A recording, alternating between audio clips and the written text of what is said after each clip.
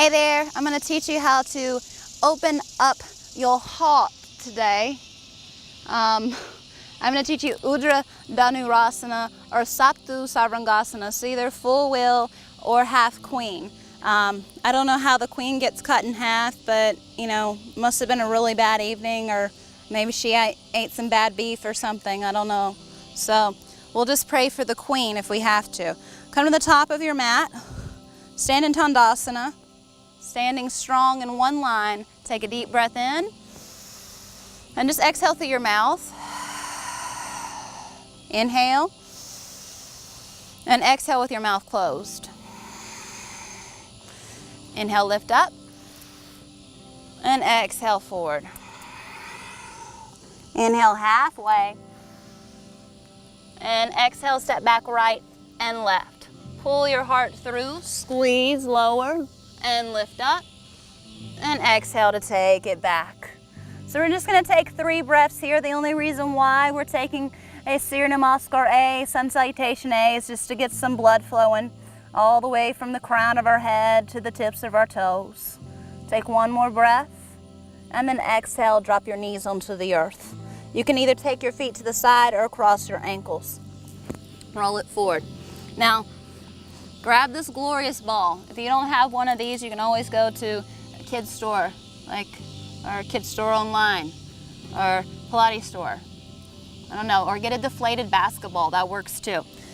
We're gonna wedge this, and the only reason why we're doing this is in your back bend, a lot of times people in the back bend in general, they don't engage their Mula Bandha, they let it go, and the pelvic floor becomes unbalanced, and the part just below the belly button just tends to unawaken itself, and then all the weight goes into your wrist. So that's why if you go to a regular class somewhere or wherever you live, you'll end up doing a back bend and you'll go, I'm gonna do this little thing for my hands because my wrists hurt.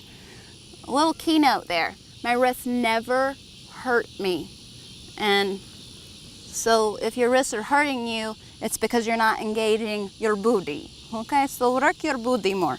So take the fingertips out, take a deep inhale, and then exhale onto the ball. Inhale, lift, and don't just drop all the way onto it. You want to give it a little bit of pull. Exhale, inhale to rise, and exhale. All right, so we're gonna see the strength in the psoas and what's going on. Inhale, lift that right leg up. Smile while you're doing this, it's better for you. Inhale, lift. Exhale, lift. Exhale. So right now you should feel these little signals going off in this part of your body. You may not be happy, that's okay. It's good for you, right? It's like rum punch. Mary Poppins, lift. Lift. Some here smiling and doing this. I like it. Okay, maybe not anymore. As it gets warm, you're like, oh, never mind. Now from there, what happens? What do we have to open up when we go into a back bend or a heart? So this is the best part. Roll down and go to sleep. I'm kidding. Don't do that. Let go. Grab the ball. The ball will change positions and we will go into the half queen. Turtle and a half-shelled turtle power. Take the ball, put it right in between the knees, a little bit below. Let your feet be outside of your hips, because the wider the width of your feet, the easier it is. But you still want to keep all this equal. So the ball's gonna help you engage your inner thighs, your gracilis, that adduction of energy going on. So shoulders down into the earth. Go ahead and scoop in the lower abdominals. Now squeeze as tight as you can. And start to squeeze that ball and lift. So now we're in a half queen. Now if you have this and you're perfectly fine, you can let go. You let go, just go ahead and lift up. Now that we have this engagement, whether the ball's there or not, you can even use the fingertips to help. We're gonna drop the one hip and push it up and the other hip and push it up.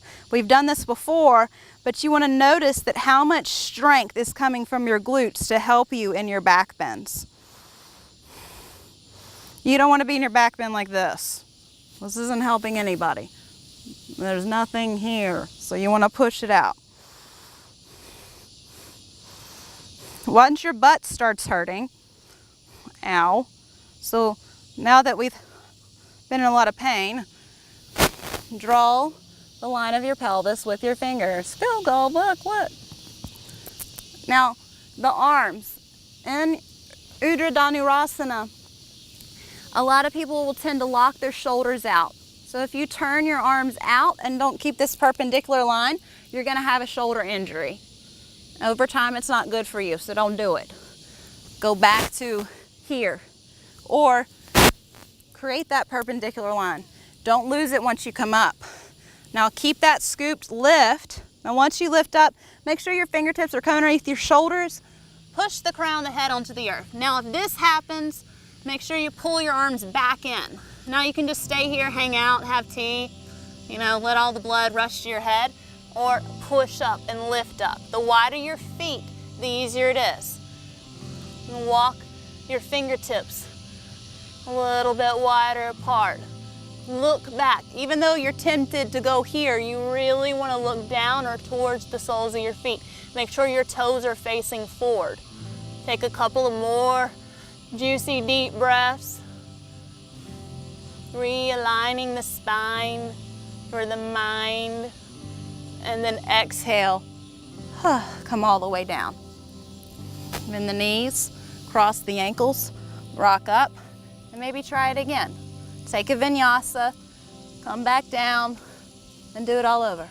Namaste.